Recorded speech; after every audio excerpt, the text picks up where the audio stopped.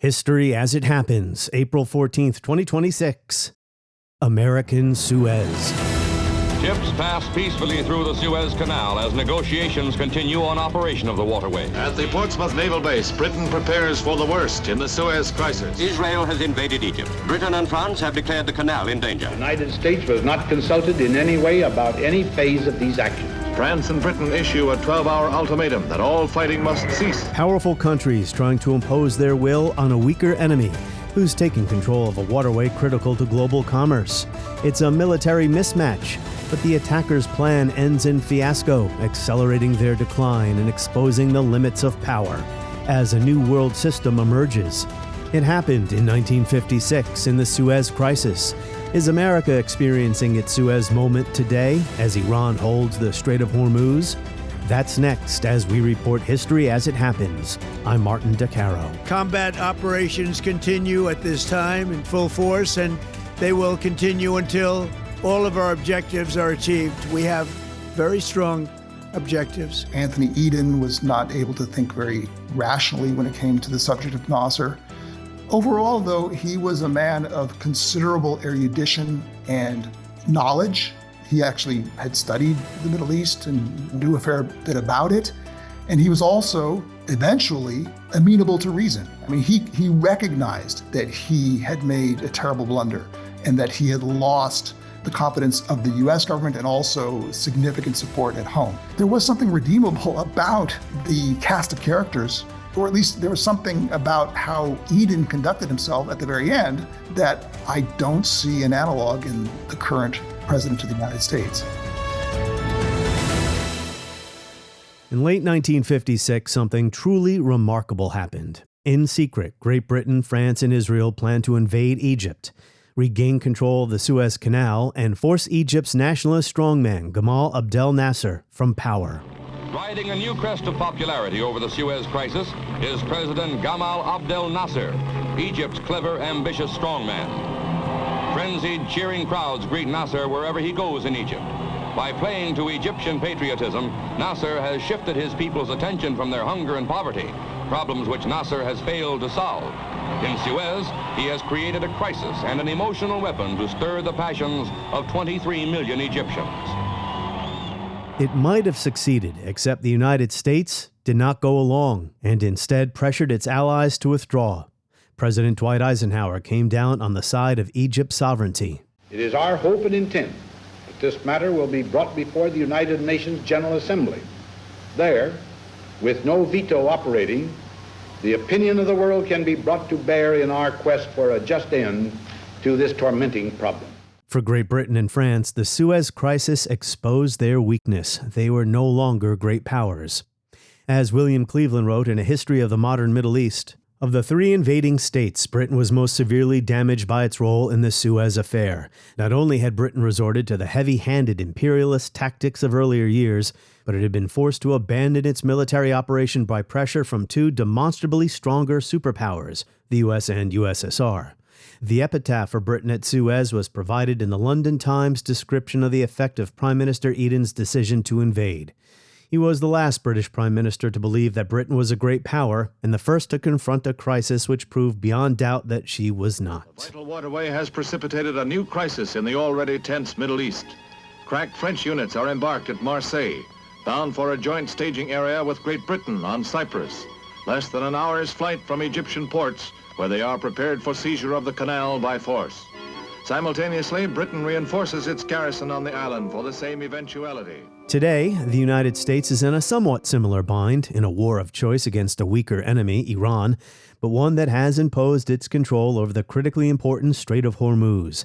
And there doesn't seem to be any way President Trump can reopen it. And in any event, when this conflict is over, the strait will open up naturally. It'll just open up naturally. They're going to want to be able to sell oil because that's all they have to try and rebuild. It will resume the flowing and the gas prices will rapidly come back down. His latest try is a U.S. naval blockade designed to force Iran to concede. The New York Times reports the president seems to be hoping that the blockade will heap new pressure on Iran after direct talks between U.S. and Iranian officials in Pakistan over the weekend failed to end the war. And he suggested that other countries would join the effort. But there are so far very few volunteers. Only Prime Minister Benjamin Netanyahu of Israel publicly supports the idea. So it is too early to know if the crisis in the Persian Gulf today will end the same way for the United States as the Suez Crisis ended for Britain and France. Israel would eventually grow more powerful and repeatedly defeat Egypt on the battlefield in the decades after 1956. But it is already obvious that President Trump, Netanyahu, and the war's cheerleaders badly miscalculated. They are isolated, just as the aggressors of 1956 were. One aim of the Allied action is to safeguard the canal, and the Egyptians have sunk several ships in the channel in an attempt to make it unusable. Allied aircraft were able to frustrate this plan to some extent by sinking the block ships before they could be towed into their most effective positions. Salim Yaqub is a historian at UC Santa Barbara and an expert on U.S. involvement in the Middle East in the post-war era. He is the author of Containing Arab Nationalism, the Eisenhower Doctrine in the Middle East, published in 2004. Tap subscribe now in the show notes to skip ads, get early access, and enjoy all of our bonus content, or go to historyasithappens.com. Salim Yaqub, welcome back. It's great to be with you. Thank you for having me. It's been a couple of years. The first time you were on, that episode was titled When Reagan Pressured Israel. It was about the 1982 Lebanon War. Maybe this episode should be When Eisenhower Pressured Israel, Britain, and France. There you go. A lesson that teaches us what is possible when the U.S. takes a leadership role. But before we get to Ike, let's start in 1953. Just set up some of the background here to the Suez Crisis. There's a revolution in Egypt, the Free Officers, something called the Revolutionary Command Corps, I believe, the RCC. The monarchy is overthrown, a republic is established, and Gamal Abdel Nasser prevails in a power struggle. He's basically a dictator on the eve of the Suez Crisis, would you say? Yeah, it was actually in 1952, in July, an overthrow of the Egyptian monarchy, which had been very subservient to Britain. A major part of that whole uprising was the rejection of British domination of Egypt. Britain had been the dominant imperial power in Egypt since the 1880s. It occupied the Suez Canal zone and dominated Egyptian politics in all kinds of ways. And so you have this generalized uprising that occurs, and it culminates in the overthrow of the Egyptian monarchy. King Farouk is forced to abdicate. You have a group of officers who take over. And at first, Gamal Abdel Nasser is not right at the forefront. He's definitely the moving force behind the scenes. But the figurehead is this guy named General Naguib, who is the nominal leader of Egypt for the next couple years. And then in 1954, Nasser eases him out, essentially becomes the head of state, first prime minister and then as president. I saw there was a plebiscite instead of an election, a plebiscite where Nasser won 99.9%. And I wondered who was the 0.1? Yeah, one always wonders about that in those kinds of situations. So yeah, it's, Nasser was genuinely popular, a revered figure, both in Egypt and eventually throughout the Arab world. But the regime was not an observer of strict democratic procedure, and I'm sure there were many people who felt a certain pressure to vote the right way. So we're 8 years after the end of the Second World War, and the era of decolonization is getting underway. Is Arab nationalism or pan-Arabism, is that becoming a strong force here? Because that was Nasser's worldview, right? Arab sovereignty. Absolutely. That had been a gathering force, since earlier in the 20th century, but it really takes off after World War II in the general atmosphere of decolonization that's prevailing throughout the world and against the backdrop of Britain's decline as an imperial power. It remains the dominant force in the Middle East, the dominant Western power in the Middle East for several years after World War II. But it's clearly on the decline. And that creates opportunities for people throughout the world, and especially the Middle East, to assert their nationalist inclinations.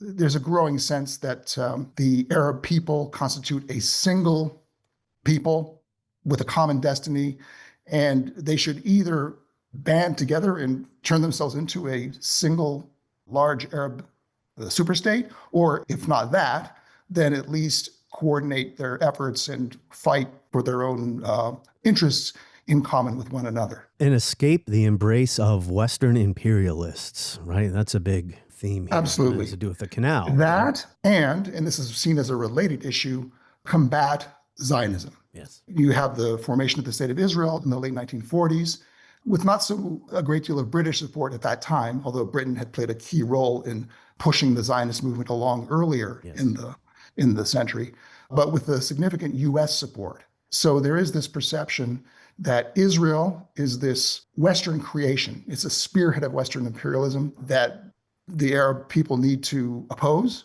So certainly it takes the form of combating U.S. policy toward the region and also the policy of other Western nations that are seen as supporting Israel. Yeah, the establishment of Israel was known as the disaster of 1948 in Egypt. And already, just briefly here, Salim, already by this point, Palestinian commandos are going from Gaza into Israel on commando raids, guerrilla raids, right? That's a problem. Yeah, it's a very interesting and complex process. It's taking place both from the east and from the west. You have Palestinians who have been displaced by Israel's creation in Jordan, in Syria, and in the Gaza Strip. There are actual commando groups conducting raids into Israel to conduct sabotage, to murder civilians or military personnel. For many years, even the village schools in the frontier settlements have known that at any moment, death may be looking over their shoulder.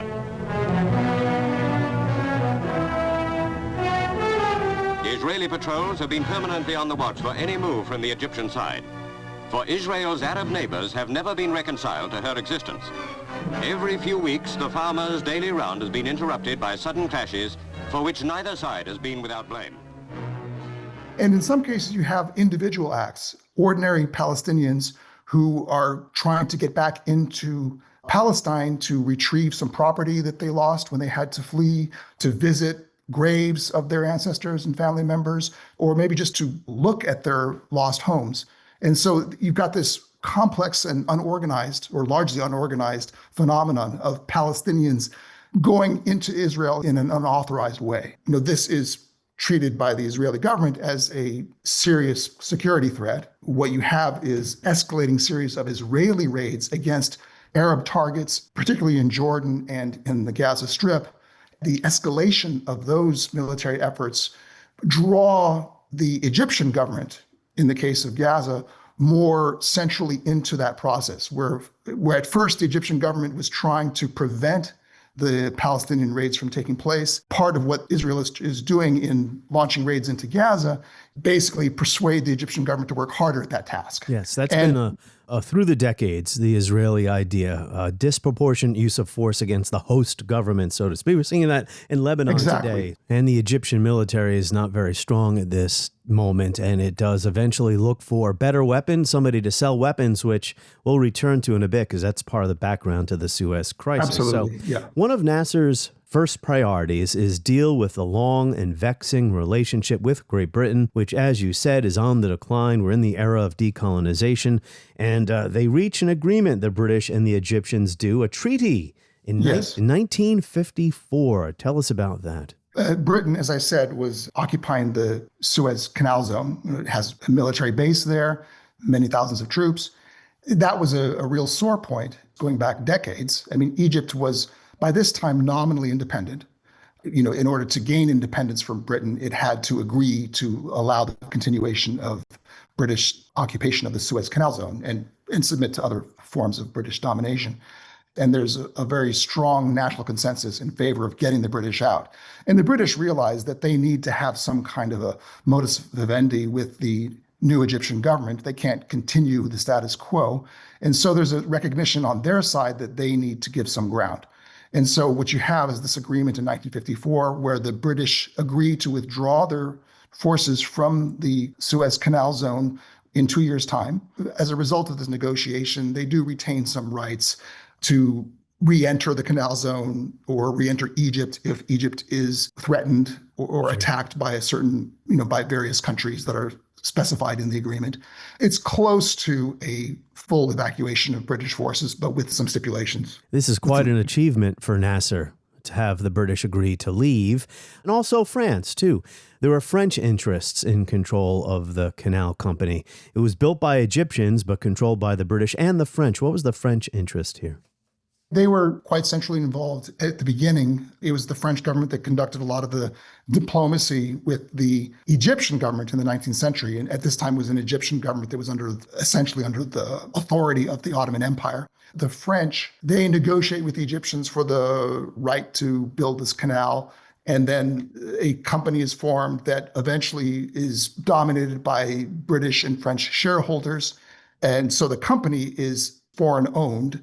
At least there's this fiction or this theoretical notion that the canal is part of Egypt's sovereign territory. But just for all practical purposes, it's up to this foreign-owned company to operate the Suez Canal. And the British and French didn't believe the Egyptians were capable of operating the canal, right? Well, certainly that is what they said. Well, it's a pretty complicated operation. You don't want to get in over your head. Why don't you leave it to us? We know what we're doing. The French had just been defeated. We mentioned 1954, the year that the British and the Egyptians signed a treaty to have the British evacuate or finally pull out of Egypt, the base there. The French had just lost the Battle of Dien Bien Phu in 1954, so the French project in Vietnam ends in disaster. The place is Dien Bien Phu in French Indochina. The year is 1954. The lonely jungle outpost, surrounded by communist guerrillas and accessible only by air, is doomed, just as the once mighty French colonial empire in Southeast Asia is doomed. And the French immediately say, we're going to try this again, but in a different country, Algeria, which was actually a department of France. And that war goes into the 1960s. But I guess my question here, Salim, is both the French and the British Empire. I mean, this is the beginning of the end for both, right? Sure. And the French are in a weaker position in the Middle East, in the broader region of the Middle East and North Africa than the British are overall. The French had been a dominant power in Lebanon and Syria, but they were essentially forced to liquidate those ventures at the very end of World War II under combined U.S. and British pressure. When it comes to this broad region we're talking about, they're essentially confined now to North Africa. And so, yes, they had the colony in Algeria, and they had colonial presences in Tunisia and Morocco. Now, both Tunisia and Morocco gained independence in 1956. So they're really holding on to Algeria. That's where they're making their last stand. But that, of course, ends up in failure in 1962. Algeria broods under ominous clouds of tension after a ceasefire between France and Muslim rebels brings momentary peace. The day the truce was announced, after months of negotiations, Algiers and Iran were quiet. But quiet only because of a general strike. Man, it takes a long time and a lot of blood spilled, but it does happen. Absolutely. Yeah.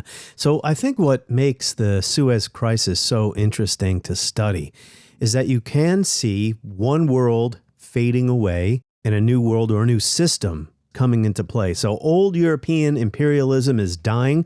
Arab nationalism, as you mentioned before, Arab nationalism is becoming a force. And now in the 1950s, Cold War interests enter the picture.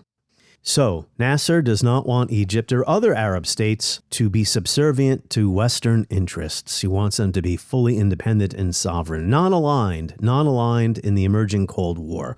The United States wants to contain or keep Soviet influence out of the Middle East. And the United States does this through British influence, although it might be waning, through a series of agreements called the Baghdad Pact. Turkey, Iran, Pakistan, Iraq, and Britain all signed interlocking series of agreements 1954-1955. Nasser refuses to join, so Egypt is not part of the pact. He also was able to influence Jordan and Syria to stay out of the pact. Again, this is a Cold War alignment. So how does the United States, how does Great Britain react to Nasser pushing back on this, what you might call a treaty? But I guess Nasser can obviously see that this is just a way of extending U.S. influence in the Middle East when he might want to reach out to the Soviet Union at some point. Yeah, I mean, I think it's important to recognize that the Baghdad Pact actually represents a division between the United States and Britain, where it's primarily a British initiative, although the British see it as fitting into a larger American plan.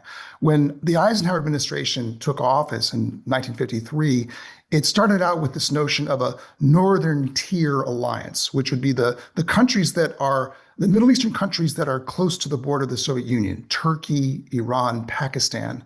They would form an alliance, strongly anti-Soviet, that would be linked to NATO. And then at some future date, Arab countries would be invited to join. What the British did was they took that core idea, but they put Iraq into it. So they signed an agreement with those three countries I mentioned, but then also added Iraq to it and even called it the Baghdad Pact.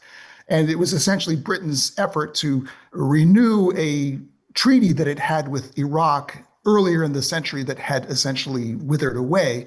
And it was also its way of trying to regain its footing in the Arab world.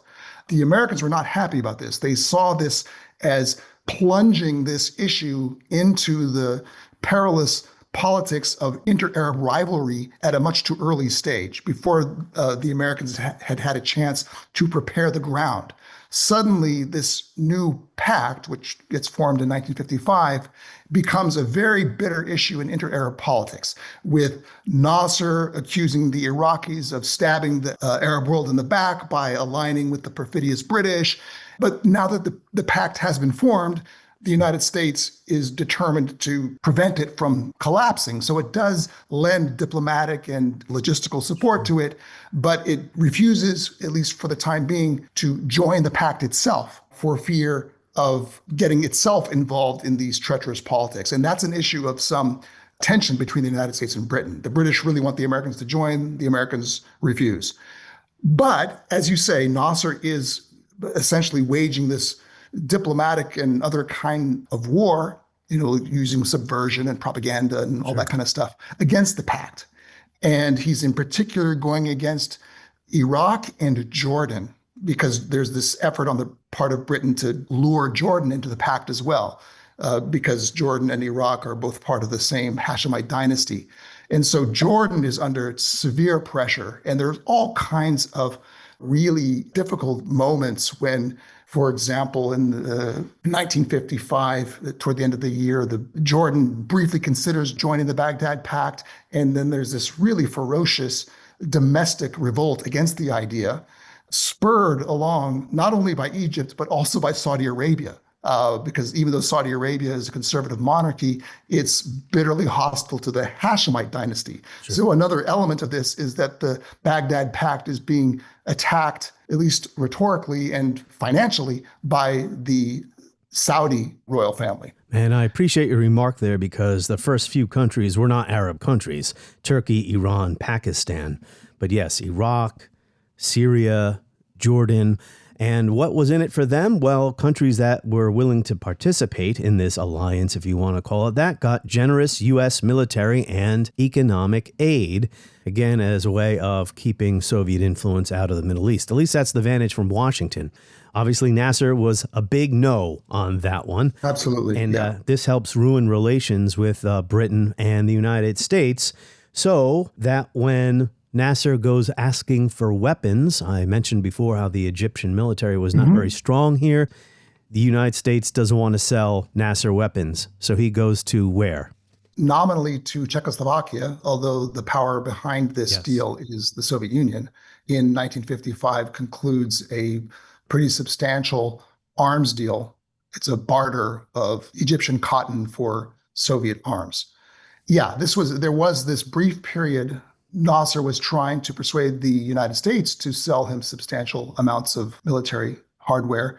And the Americans they wanted to keep Nasser favorably oriented toward the West. And so they strung him along for a little bit and made some various proposals. But the amounts that they were willing to sell and the kinds of restrictions that they insisted on attaching to those arms sales, where, American advisors would be on hand to oversee the use of the weapons and the training, all that kind of stuff. Those restrictions were seen as unacceptable from the Egyptian standpoint. It's important to understand that there was a transformation in Soviet policy that occurred in this period where, Joseph Stalin had been the Soviet leader until his death in 1953. For most of his time in power, he was not that interested in forging alliances with Arab countries. He saw them as being under the sway of governments that were irredeemably subservient to the West, and even nationalist movements he tended to dismiss as bourgeois nationalists. They were not the right kind of revolutionary force. With his death and with the eventual emergence of Nikita Khrushchev as the unquestioned leader of the Soviet Union, it takes a year and a half or so for that to get sorted out.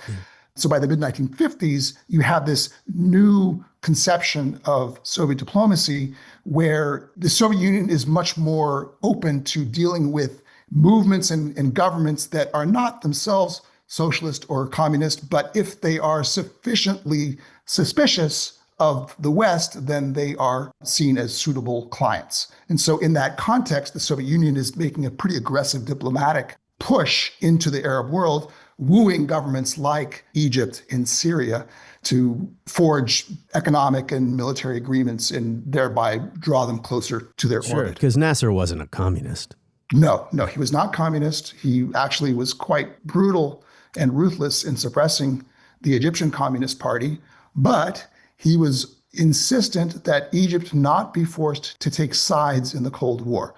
The idea that countries like Egypt, emerging nations, now that they're gaining independence and have a stronger voice in world politics, they should be free to conduct cordial relations with anybody they wish, have good relations with both the United States and its allies and the Soviet bloc, and not be forced to choose between the two.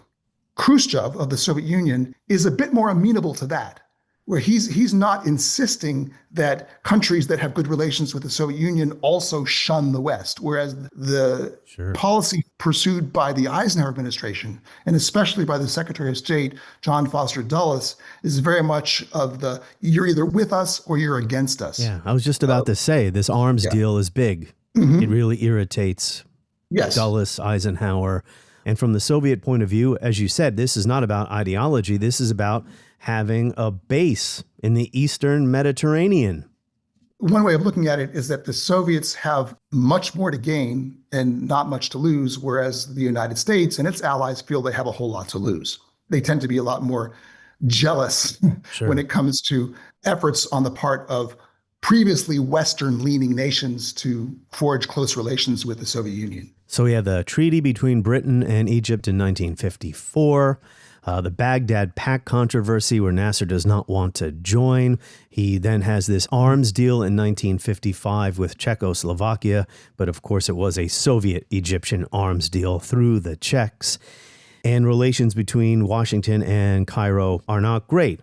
So Nasser still has other priorities. He wants to develop the country's agricultural base, and one way to do that is to build a second dam across the Nile at Aswan. And he wants a loan from the World Bank, and it looks like he's going to get it until, because of this burgeoning animosity between the two sides, until the United States and Britain say, screw you, you're not getting the loan. Right. I mean, it may be worthwhile to take a second to discuss why this is so important to Egypt. Yes. Because if you can control the flow of the Nile, you can not only have more effective irrigation, but you can also develop hydroelectric energy. And so this is really crucial to Egypt's development as its population is exploding and it's finding itself increasingly challenged in its effort to feed all of its people. And yes, as you say, initially, the Egyptians are in conversation with the United States and Britain over Western financing. Both the British and the U.S. government recognize the importance of this project. It would be good for Egypt, and it would link Egypt more closely to the West. And so it would be an important geopolitical achievement to have this dam constructed under Western auspices. But as you say, Nasser is behaving in ways that are increasingly antagonizing the United States. I mean, he's already really alienated the British government through his subversive activities and propaganda against the Baghdad Pact. And so by this time, the British Prime Minister, Anthony Eden, has developed almost a pathological hatred of Nasser, where it's difficult for Eden to think straight when the subject of Nasser comes up. The Americans have a more nuanced view. They still recognize the value of keeping Nasser's friendship, or at least avoiding his outright hostility, but they're becoming more and more unhappy with the way he's behaving. They don't like his arms deal with the Soviet Union. They also are offended by Nasser's decision to recognize communist China at a time when the United States is trying very hard to shun the People's Republic of China. And also, it is important to mention the Arab-Israeli dimension here, because there was an effort on the part of the Eisenhower administration to broker some kind of a diplomatic deal between Egypt and Israel that could form the nucleus of a broader Arab-Israeli settlement. And in fact, in 1955 and into 1956, there are pretty serious initiatives where, at least indirectly, Nasser is brought into conversation with David Ben-Gurion, the Israeli prime minister. I mean, they're not meeting face to face, but a U.S. envoy is shuttling back and forth between Israel and Egypt, relaying proposals about the possible basis for a diplomatic settlement. For a while, Nasser was going along with this and behaving in a somewhat cooperative way. But then in the spring of 1956, he rather abruptly pulled out of those negotiations and made it clear that he wasn't interested in pursuing them further. And the reason seems to have been the kind of flack he was getting from other Arab leaders, and especially Iraqi leaders. This was payback for them. They were so infuriated by Nasser's attacks on them for joining the Baghdad Pact, when it became known that Nasser was thinking about some kind of a deal with the Israelis, that was then an opportunity for them to get back at him and say, ha, look at this paragon of Arab nationalism. Here he is cavorting with the Zionists. You can't trust him. I mean, I guess it was more the fear that that kind of critique would really take off. It was just murmuring at this point. But Nasser pulls out of those negotiations. I did not know that. Really sets off the Eisenhower administration. Yeah, I did not know that about Ben-Gurion and Nasser, because Israel and Egypt have had a peace treaty for so long now, and maybe some of my younger listeners are just not aware of the burning animosity and desire for revenge that existed in some parts of the Arab world at this point for what happened in 1948. Oh, yeah, absolutely. This was just a few years earlier. So, yeah, feelings were very, very raw. So, yeah, I can see why they would see Nasser as betraying the cause by speaking through intermediaries with Ben-Gurion. And I can also understand why the Eisenhower administration was annoyed when Nasser pulled out of the talk. So, no loan for the Aswan Dam. We finally arrived in July of 1956. Egypt needs money. How's it going to raise the revenue to build the dam?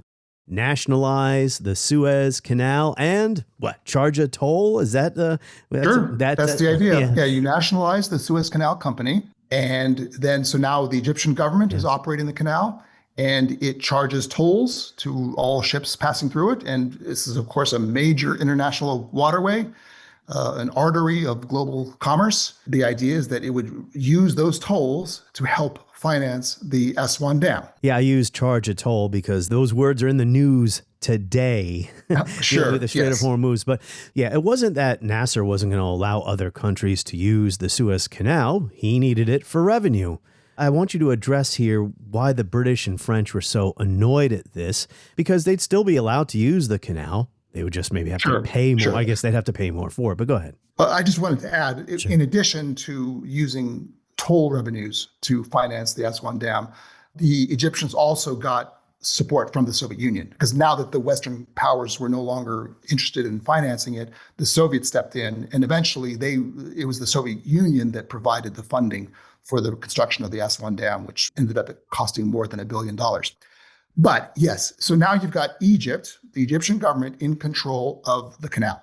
And from the British perspective, this is intolerable, because they see themselves as the guarantor of maritime passage through that waterway. If they're no longer playing that role, then what's the British Empire for at all? Sure. And so it's and they need the oil. It's a gut punch to the British. Yes. It really hits them where it hurts, just in terms of their sense of prestige and international respect.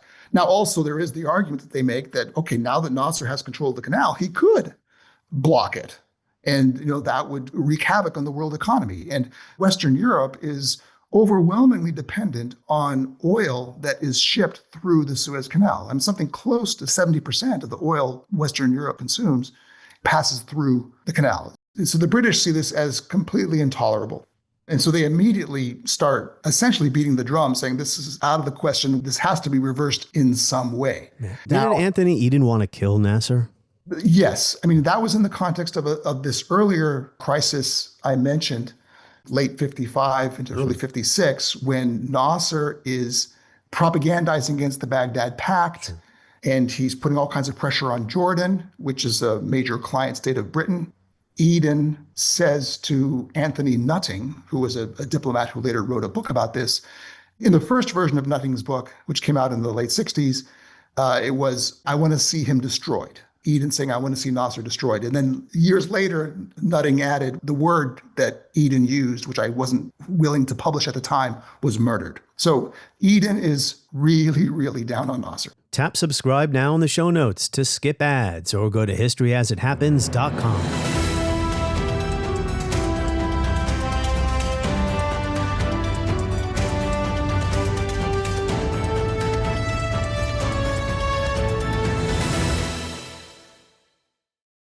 We're just a couple of years after Mossadegh in Iran nationalized the Iranian oil industry and infuriated the British. Yes. The British then go to the United States and say, help us out here. We want to get rid of Mossadegh. And the CIA is involved in a coup to get rid of the democratically elected leader of Iran over oil.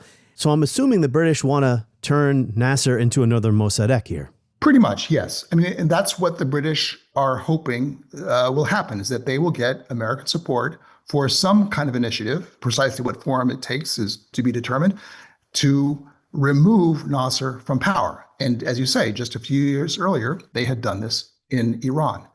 It's important to recognize, however, that by this time, I mean, Eisenhower looks at the situation in Egypt very differently from how he viewed the situation in Iran. And a lot of it may come down to the perception of the leader, the nationalist leader in each case. In the case of Mossadegh, Eisenhower shared the British view that Mossadegh really was kind of a weak, unstable, completely untrustworthy figure whose leadership of Iran was disastrous and very dangerous.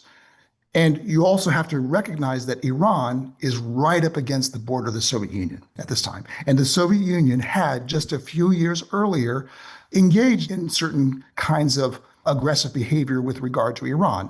During World War II, Soviet, British, and U.S. troops had occupied Iran in order to maintain the Lend-Lease supply line to the Soviet Union so that it could keep fighting against Nazi Germany. After the war ended, the British and the Americans withdrew their troops, but the Soviets refused for some months to do so. And they put pressure on the Iranian government to give them an oil concession. Through a number of complicated diplomatic maneuvers that we don't need to get into, the Western powers and the Iranian government did succeed in persuading the Soviets to withdraw. But that was in the recent background. This event, it was in the late 40s that this had occurred. As you get into the early 1950s, there's this real fear that the Soviets could once again interfere, not just diplomatically or through subversion, but through actual military means.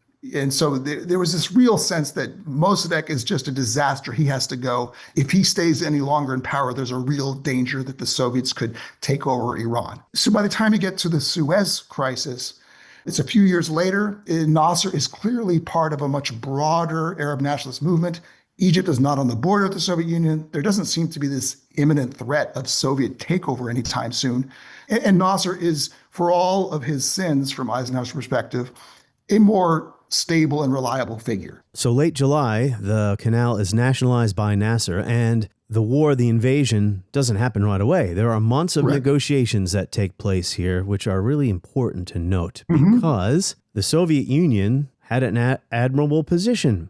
Egypt for the Egyptians. They were on the side of allowing the Egyptians to continue to control the canal. The Western position was have an international consortium or some kind of international body in control of the canal. But Nasser says no. He's uncompromising about this. And here's where you see the difference between Britain and the United States, where the British are saying this is really intolerable. We've got to do something. And the Americans are saying, okay, this is unfortunate. We don't like the idea that this nationalization has taken place. This is a waterway that is so important to global commerce. We think it would be preferable if there was some kind of international control imposed over it. And so the position of the United States is, let's see if we can persuade the Egyptians to agree to some broader international framework for the management, administration of the canal. And the British are saying, well, okay, well, they go along with it and in fact host a couple of conferences in London. But essentially they're paying lip service because they don't really have faith that this is going to result in anything that they will like. And indeed, the Egyptians are maintaining their position that this is an Egyptian sovereign asset that they get to control themselves. The negotiations are ultimately fruitless. So in that context, the British start thinking of more forceful ways to solve this problem. And here you need to recognize that there are other countries that are determined to act against Nasser. And they are, of course, France, because the French are already very upset with Nasser for the kind of support that he has been lending, mostly rhetorical and diplomatic, but some logistical support to the Algerian rebels. And so they want him out of the picture. The Israelis, of course, they had this ongoing conflict with Egypt, and they're increasingly alarmed by the fact that Egypt has purchased all these weapons from the Soviet Union. It's a relatively recent deal. It's still being implemented, but the Israelis are fearful that if they wait too long and the Egyptians actually take possession of these weapons, get trained in their use, then Egypt will form a much more formidable enemy. But in a throwback to old imperialist tactics, the British and French and the Israelis, they collude secretly. Mm-hmm. They collude secretly. The Israelis will invade, and then the British and French will say, oh, there's a crisis in the canal zone. We're coming in to solve it. Exactly. And what's really astonishing about this episode was how quickly the plan unraveled. Not militarily. It mostly succeeded. Yes. It was U.S. pressure and international outrage in favor, even though a lot of people did not like Nasser, in favor of Egyptian sovereignty. Yeah. So, the basic idea, secret plan, is as you describe it. The Israelis will attack Egypt in the Sinai and advance toward the Suez Canal. At last, without warning, Israel strikes. General Moshe Dayan, one-eyed commander-in-chief, orders the tanks into action. Israeli forces sweep across the frontier into the Egyptian desert, while Premier Ben-Gurion declares general mobilization. And then the British and French will step in, and in the guise of neutral, peace-loving powers, will step in to say, oh, this is terrible. We can't allow this to continue. We have to make sure that the Suez Canal is not drawn into this conflict. So they will, insist on a ceasefire, insist that each country withdraw its forces 10 miles on either side of the Suez Canal. Now, it's obvious that the Egyptians are not going to agree to this because the Suez Canal is in their own sovereign territory. They're not going to agree to some British and French demand that they withdraw their troops from a canal that's on their own soil. The Israelis will, of course, accept this, and then that will give the British and French a pretext to intervene with their own forces on the side of Israel, and in so doing, finish the job. Yes, remove Nasser from power, regain control of the Suez Canal. Was it immediately apparent that this was a transparent plot? Yes, because the ultimatum that the British and French issued, shortly after the Israeli attack began, was absurd on its face. Israelis are approaching the Suez Canal, and the British and French step in and say, okay, both sides withdraw to 10 miles on either side of the Suez Canal.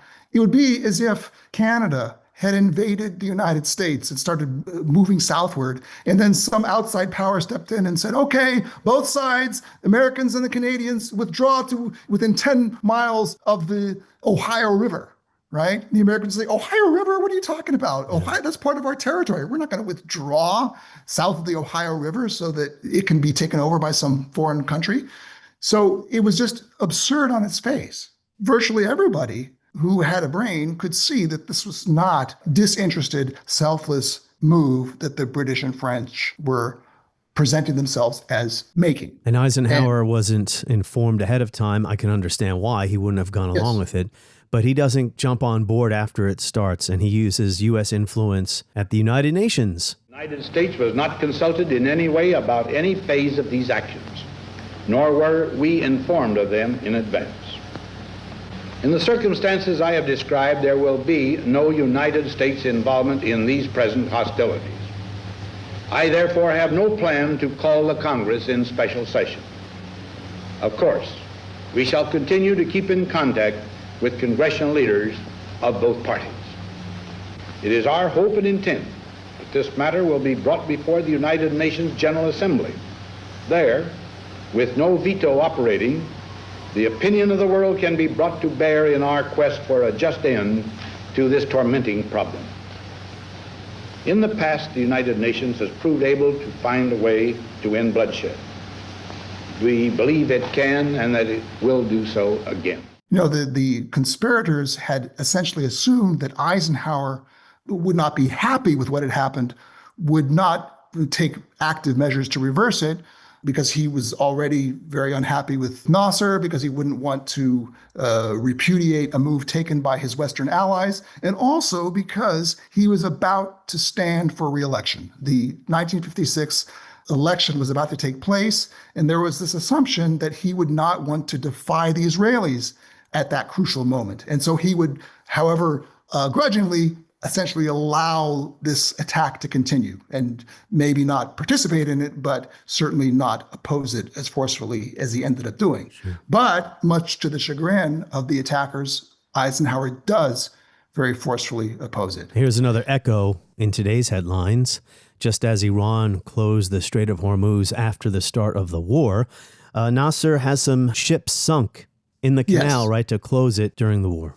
Right. I mean, because, militarily, Nasser is not really in any shape to resist even the Israelis alone, and certainly not the British and French when they join the fray. What the British and French do after issuing this ultimatum and Nasser rejects it is then they start landing paratroopers and preparing an amphibious invasion of Egyptian territory.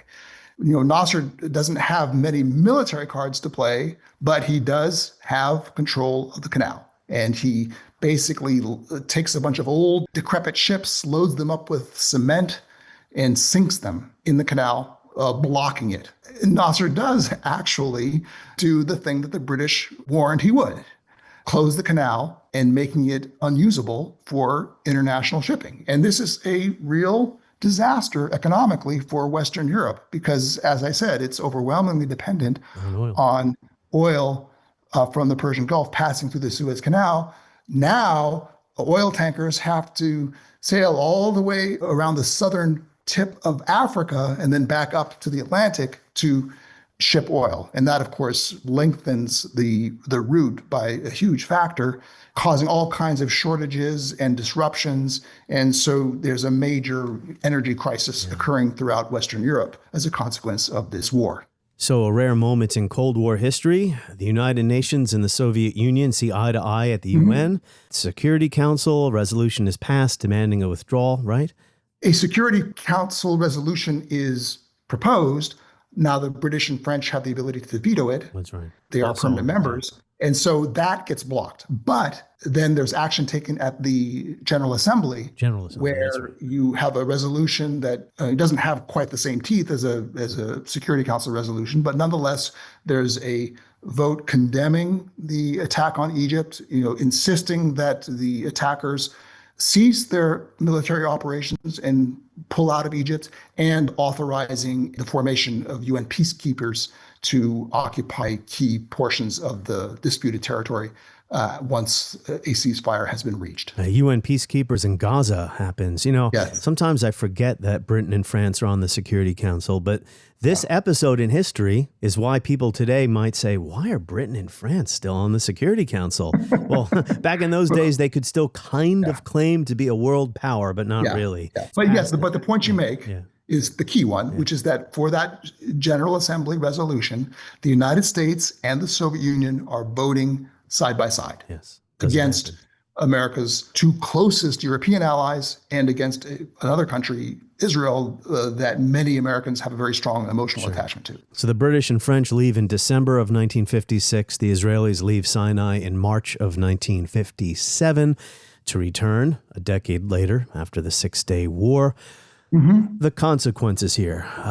This is really why I wanted to speak to you. It took an hour to get to it, but that's all right. We had to tell a story first. Sure. Because today people are saying this could be the American Suez, a tipping point where if it doesn't necessarily accelerate U.S. strategic decline in the Middle East, which is always hard to tell while it's happening, decline is always more apparent in retrospect. But it does show, though, the limits of power. The limits of power. The United States has not been able to impose its will on Iran. The British and French failed spectacularly here. And would you say, Salim, that this does accelerate their strategic decline in the region? Maybe it was already underway, but go absolutely, because the British made a series of declarations about what they would not tolerate and what would not stand. And it turns out that those things did stand, and they had to tolerate them, right?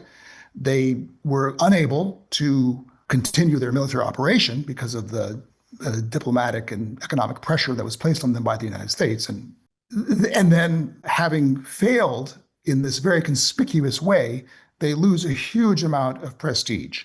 You don't see an immediate evaporation of British power in the region, but what you do see is over the next 15 years or so, a pretty steady decline, and at certain points, very rapid decline. There are places, for example, in the Persian Gulf region or near Yemen, where the British at certain points in the 1960s just make these decisions that they can no longer continue holding the line, and they pull out and grant independence to the Arab nations that remain. But by the early 1970s, the British were completely out. By the early 70s, they were out. And that's okay. Are Britain and France doing poorly today because they don't control the Suez Canal anymore? No. Are they worse off today because they lost their colonial empires? I would say no.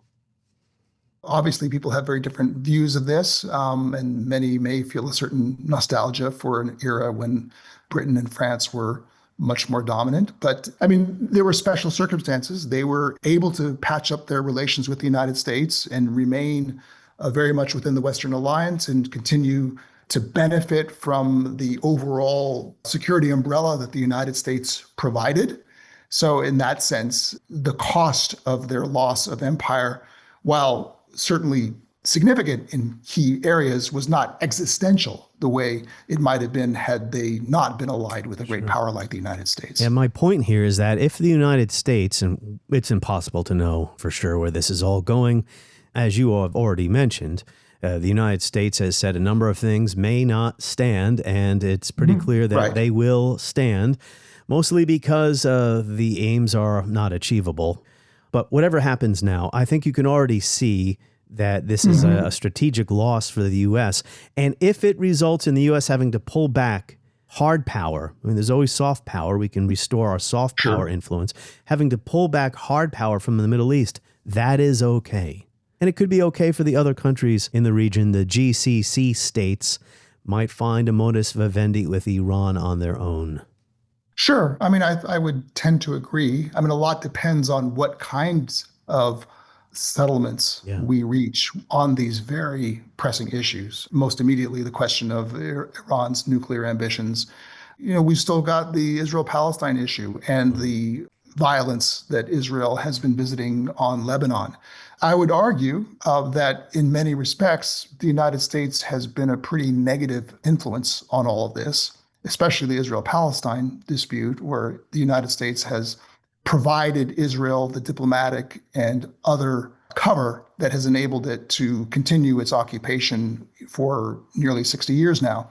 So you could argue that a decline of U.S. power in the region could have a beneficial impact, but who could say for sure? I mean, it's not as if other great powers are necessarily more moral or ethical than the United States. It just depends on which issue arises to the fore and is embraced by a power as being of overriding importance. Sure, Israel could find another place to buy weapons, for instance, and will hold on to the West Bank, the settlements on the West Bank, no matter what. I mean, I happen to think that's not necessarily the case. The U.S. does have some leverage to exert there, but we're in the realm of predicting here. But go ahead. We do still face the very alarming situation of Trump being the president. I talked about how Anthony Eden was not able to think very rationally when it came to the subject of Nasser. Overall, though, he was a man of considerable erudition and knowledge. He actually had studied the Middle East and knew a fair bit about it.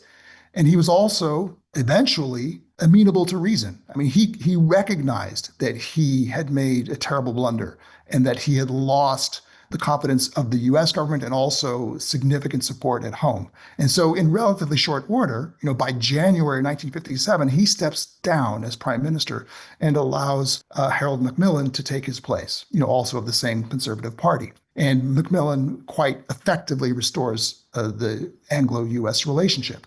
There was something redeemable about the cast of characters, or at least there was something about how Eden conducted himself at the very end that I don't see an analog in the current president of the United States. President, as far as the naval blockade is concerned, what's the end game? Is it to force Iran back to the negotiating table? Is it to open up the strait so that gas prices ultimately come down? Maybe everything. I mean, both of those things, certainly, and more. We can't let a country blackmail or extort the world, because that's what they're doing. They're really blackmailing the world. We're not going to let that happen. And the amazing thing is, can you believe this? We don't use the Strait. We don't need the Strait. We have our own oil and gas, much more than we need. We have more oil and gas than Saudi Arabia. Think of this. We produce more. Saudi Arabia, and add Russia to it. Substantially more. And by next year, we'll have double that amount. So we don't need it, but the world needs it. And many ships are heading to our country right now as we speak to load up with the best. Really, I guess you could say, somebody said the best and sweetest. I don't know exactly what sweet is, but when it relates to oil, it's a good thing. But they're coming to our country right now. There are many boats coming to our country. Now, it could very well be this is going to be settled before that.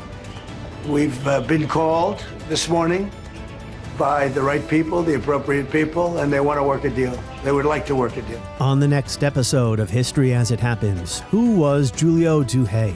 If he were alive today, he might read the following and approve: that the U.S. and Israel bomb petrochemical plants, steel manufacturing, pharmaceutical factories, universities, schools, hospitals, banks, seaports, airports, part of the power grid, bridges, railroad shops, homes, and more in Iran. The legacy of Giulio Douhet next as we report history as it happens. Make sure to sign up for my free newsletter. Just go to Substack and search for History as It Happens.